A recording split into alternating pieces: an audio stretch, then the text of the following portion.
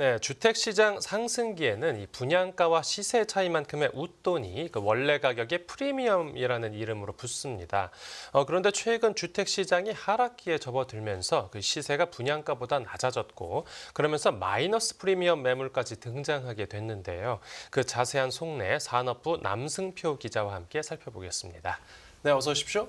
안녕하십니까? 네, 이 수도권에 마이너스 프리미엄 아파트가 등장했는데 이걸 줄여서 이제 마피아라고 부른다고요. 네, 그렇습니다. 올해 입주를 앞두고 있는 서울과 경기, 인천 등 수도권 일부 아파트 단지에서 이른바 마피, 마이너스 프리미엄이 붙었다고 불리는 아파트들이 등장했습니다. 네네.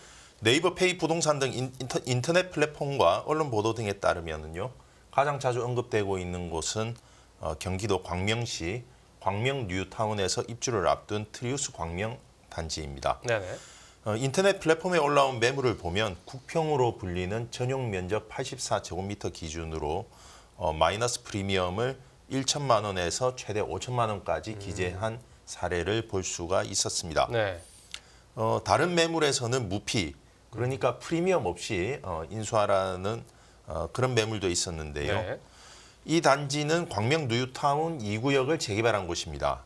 무려 3,344가구에 달하는 대단지인데요.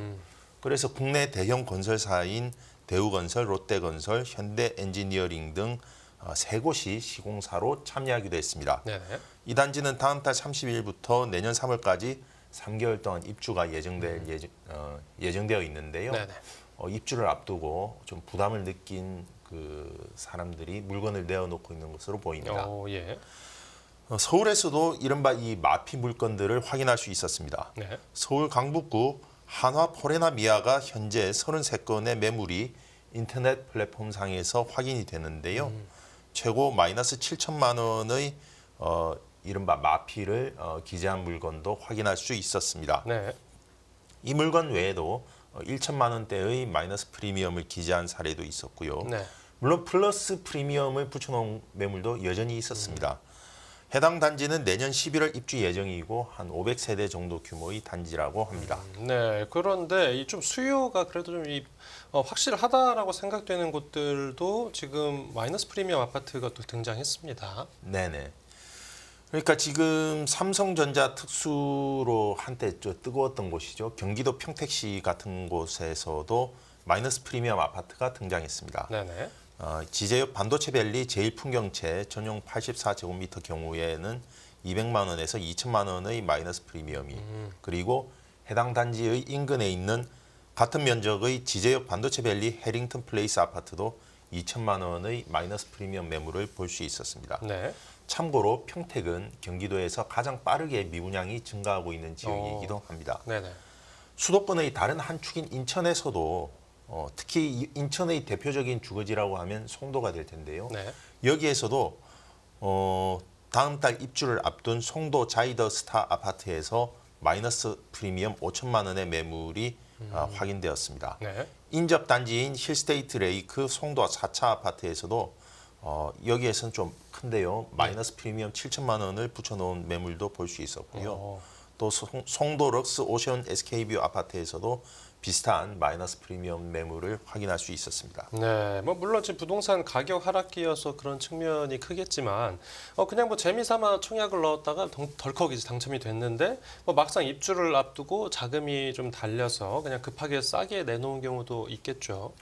네, 그러니까 이제 사실 그 실거주자 같은 경우에는 면밀하게 좀 자금 계획을 세우고 그다음에 이제 자기가 들어가서 살 거라고 생각하기 때문에 단기적인 등락에 연연하지 않고 좀 입주를 그대로 진행하는 경우도 많은데요. 네. 말씀하신 그런 사례도 있기 때문에 이것이 어떤 하나의 추세인지 아닌지는 사실 통계를 통해서 제가 말씀드릴 수 있으면 좋겠는데 제가 방송에 들어오기 전에 일부 부동산 정보 제공업체들의 관련 자료를 혹시 제공할 수 있느냐라고 문의를 했었는데 좀 이런 형태의 자료는 좀 제공하기가 어렵다는 답변을 들었습니다. 네네. 그래서 제가 말씀드린 이런 사례들이 어떤 하나의 흐름이라기보다 좀 단편적인 사례일 수밖에 없다. 이런 한계가 있다는 점을 먼저 말씀을 드리고 싶고요. 네. 전체적인 시장 분위기가 그럼 어떠냐라고 하는 생각을 해볼 수 있는데요. 분양가 이하에 거래되는 아파트들도 있다는 점에서 현재의 시장 분위기는 그렇게 좋지는 않은 것 같습니다. 네네. 서울 동작구에서 분양했던 상도 푸르지오 클라베뉴라는 아파트가 있는데요. 네. 전용 84제곱미터 경우 최고 분양 가격이 13억 9천만 원, 그러니까 한 14억 원 가까이 되었었는데요. 네네. 최근 실거래 사례를 보면 12억 원, 13억 원에 거래가 된 사례가 있었습니다. 성동구에 위치한 청계 SK뷰 아파트는 분양가가 9억 6천만 원이었는데요. 네. 역시 9억 초반대에서 두 건이 거래된 사례를 볼 수 있었습니다. 해당 아파트 같은 경우는 뭐 이른바 더블 역세권으로 불리는 어떤 교통의 이점이 있는 곳이었는데도 이런 가격 수준에서 거래됐습니다. 네. 뭐 워낙 부동산 경기가 안 좋다 보니까 뭐 새로 청약받은 거 말고 뭐 이제 일반 매매 물량도 이제 시세보다 싸게 좀 급매물이 나오는 상황인데 그런데 이렇게 싸게 팔 바에는 뭐 청약도 받은 김에 뭐 그냥 입주해서 살면 되는데 이 왜 이런 마이너스 프리미엄 물건들을 내놓는 겁니까? 두 가지로 살펴볼 수 있을 것 같습니다. 청약을 받은 이른바 이제 수분양자의 어떤 문제가 있을 수 있고요. 네. 그다음 어떤 외부 환경의 문제로 볼 수 있는데요. 특히 이런 마이너스 프리미엄의 물건 같은 경우는 이른바 주식시장에서의 손절매와 같은 형태라고 볼 수 있겠습니다. 즉 투자 목적으로 분양을 받은 분들 중에서 네. 어떤 시장 전망에 대한 어떤 인식 변화 이런 것을 가지고 이른바 손절매를 했다. 이렇게 볼 수 있는 부분이 있을 것 같습니다. 네. 특히 분양권 거래도 될 수 있기 때문에 뭐 이런 입주를 앞두고 어떤 분양권 매매를 시도를 했다가 잘 안 되는 경우에는 뭐 최종적으로 이런 마피 물건으로 해서 처분을 하려고 할 수 있습니다. 네. 외부 환경으로 따져보자면 뭐 최근에 많이 언급됐을 것으로 생각되는데요. 바로 대출 규제입니다. 즉 지금 시중은행의 경우에는 사실상 올해 그 주담대 대출이 지금 연말로 오면서 거의 중지됐다고 보는 게 아마 정확할 겁니다. 네. 정책 대출인 디딤돌 대출도 최근에 내부 규정 개정을 통해서 후치 담보 대출, 즉 신규 분양 아파트에 대한 대출을 사실상 금지하겠다 이런 방침을 보여준 바 있습니다. 네네.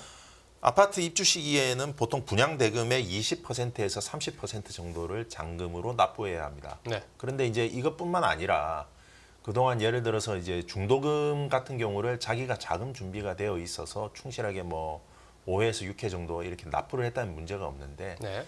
중도금까지도 대출을 통해서 해결했다 하는 경우에는 입주 시기에 사실 그 전체 분양가의 한 70% 이상 되는 금액을 대출로 해결해야 되는 경우가 발생할 수 있습니다. 예. 이런 경우라면 현재의 어떤 가계대출 분위기에서는 자금 조달하는 게 만만치가 않을 거라고 볼 수 있습니다. 그럴 경우에 만약 대금 납부 일정을 지키지 못하면 지연이자 등의 불이익을 받을 수 있으니까 차라리 준비가 되어 있는 분에게 자기가 일정 부분 손해를 보더라도 넘기겠다 이렇게 생각할 수도 있습니다. 네. 지금 이런 문제들이 사실은 한두 곳에서 나는 것 같지는 않습니다. 지금 입주장 분위기에 대해서는요. 주택산업연구원에서 조사를 해서 매월 발표하는 자료가 있습니다. 네네. 지금 10월 달 자료가 가장 최근 자료인데요. 네. 여기에 보면 미입주 사유에 대해서 여러 답변들이 있습니다. 지금까지는 기존 주택을 매각하지 못했다라는 답변이 47%로 가장 많았었는데요. 네. 이 답변은 10월 들어서는 29%로 상당폭 줄었습니다. 그런데 세입자를 구하지 못해서 입주하지 못했다. 즉 어떻게 보면 이거 세입자를 못 구해서 입주하지 못한다는 얘기는 이제 잔금을 치르지 못하고 있다는 이야기가 될 수 있을 텐데요. 네. 해당 답변은 9월 달에는 18.9%의 비중을 차지했는데 10월 들어서는 27.3%로 껑충 뛰었습니다. 두 가지 경우의 차이가 뭐냐면 어떤 기존 주택의 매각을 통해서 자금을 마련하겠다. 그런 경우는 좀 더 그 수분양자가 능동적으로 대응할 수 있습니다. 즉 기존 주택 가격을 시장에서 거래가 되는 수준으로 낮춰주면 되는 것이거든요. 네네. 그런데 세입자를 통해서 잔금 문제를 하겠다라고 생각한다면은 사실 좀 쉽지가 않습니다. 왜냐하면 앞서 말씀드렸듯이 잔금 20에서 30%에 이르는 잔금 문제만 해결해야 되는 거면 사실 뭐 그렇게 어렵지는 않습니다만은 네네. 기존에 받았던 중도금 대출까지 합쳐서 해결해야 되고 이거를 세입자를 통해서 세입자의 전세 보증금으로 풀겠다라고 생각한다면 이거는 절대적인 금액의 규모가 있기 때문에 이것은 쉽게 가격을 낮춰줄 수가 없습니다. 그래서 이런 부분에 있어서는 좀 어려움을 겪고 있는 것이고 따라서 이런 경우는 세입자가 쉽게 구해지지 않으면 이게 입주 기한이라는 것이 정해져 있기 때문에 차라리 손절을 하는 것이 낫겠다. 이렇게 판단했을 수 있습니다. 네. 저희가 이제 앞서 그 방송에서 이제 수도권 지역 같은 경우에는 거래가 좀 살아나는 조짐을 보이고 있다. 이제 이런 내용을 보도해 드렸었는데 이제 불과 몇 개월 사이에 마이너스 프리미엄 아파트가 쏟아져서 나오는 걸 보면 지금 주택 시장 분위기가 뭐 다시 또 확 뒤집힌 느낌이기도 합니다. 그렇습니다. 이게 참 시장이 이렇게 급변하는 것은 사실 좋지 않은데요. 네. 서울 부동산 정보광장에서 이제 나타나 있는 서울 아파트 거래량, 매매 거래량 추세를 보면은요. 네. 7월 달에 9천 건으로 거의 좀 피크를 찍은 듯 했고 8월에는 6천 건으로 주춤했고 9월에는 3천 건 수준으로 내려왔습니다. 네. 10월에도 현재 3천 건 수준이고 11월 달은 뭐 1천여 건 정도 나오는데 아직 신고 기간이 있기 때문에 아마 3천 건 수준에서 유지되지 않을까 싶습니다. 7월과 비교하면 거의 반토막도 아니고 거의 반의 반토막 비슷한 수준까지 떨어진 겁니다. 네네. 그럼 지금 이제 같이 또 마이너스 프리미엄 아파트도 뭐 등장하고 하면서 이제 우려를 키우고 있는데 이게 좀 일시적인 조정이라고 봐야 되겠습니까? 아니면 뭐 추세적인 흐름으로 봐야 하겠습니까? 전문가들은 지금 서울 강동구에서 진행되고 있는 둔촌주공, 우리가 올림픽 파크 포레온이라는 명칭으로 부르는데요. 네네. 여기가 이제 1만 2천 세대 정도의 대규모 단지고, 그다음 앞서 말씀드렸던 경기도 광명의 트리우스 광명 같은 경우도 3,400여 세대의 대단지지 않습니까? 네네. 그러다 보니 대규모 입주에 따른 일시적인 조정 가능성에 전문가들은 무게를 두는 분위기입니다. 네. 또 지금은 대출이 막혀 있지만은 이게 또 내년이 되면 그 GDP 성장률을 고려해서 새로운 또 가계대출 한도가 열리게 됩니다. 따라서 내년 봄이 되면 상황이 좀 바뀔 것이다. 이런 의견도 있습니다. 예. 관건은 시장 심리입니다. 이게 자산 시장의 특성상 심리가 한번 꺾여버리면 다시 살아나기 어려운 부분이 있습니다. 그래서 이 그 입주장 관리가 좀 잘 되어야 하는데요. 네. 여기서 한 가지 안타까운 게 정부의 좀 그 미시적인 시장 관리 능력입니다. 만약에 6월, 7월에 어떤 대출을 푸는 것이 아니라 이때 살짝 조금 조절을 하고 이런 대규모 자금 수요가 발생하는 연말에 조금 더 여유 있게 풀어줄 수 있었다면 입주장이 어떤 시장 불안을 가중하는 요소로 작용하는 것은 방지할 수 있지 않았을까 그런 생각이 듭니다. 네, 알겠습니다. 네, 오늘 취재 파일은 여기서 마무리하겠습니다. 잘 들었습니다. 감사합니다.